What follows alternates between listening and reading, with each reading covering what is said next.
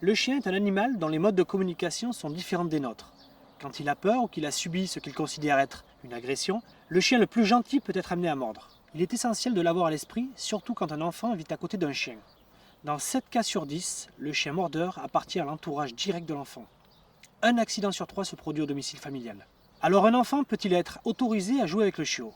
Oui, mais avant qu'un enfant ne soit en âge de décoder les signaux d'avertissement envoyés par le chien, il ne faut jamais laisser votre enfant seul avec lui. C'est une évidence. Un chien reste un animal. Tant qu'un enfant est trop jeune pour apprendre à bien se comporter avant le chiot, il faut toujours être là pour contrôler la situation. C'est lorsque l'enfant insiste pour jouer avec le chien et que la surveillance fait défaut que l'accident est le plus probable. Alors que faut-il apprendre aux enfants à faire quand un chiot arrive dans un foyer? Lorsqu'un enfant vit au contact d'un chien, il doit intégrer le plus tôt possible toutes les règles de sécurité élémentaires. L'enfant doit apprendre à respecter l'animal dès le départ. Le chiot n'est pas un souffre-douleur. Il doit savoir reconnaître les signes de menace éventuels, comme le grognement, les oreilles couchées, babines relevées. Il doit comprendre qu'il faut très vite lâcher un chiot qui n'a pas envie de rester dans ses bras.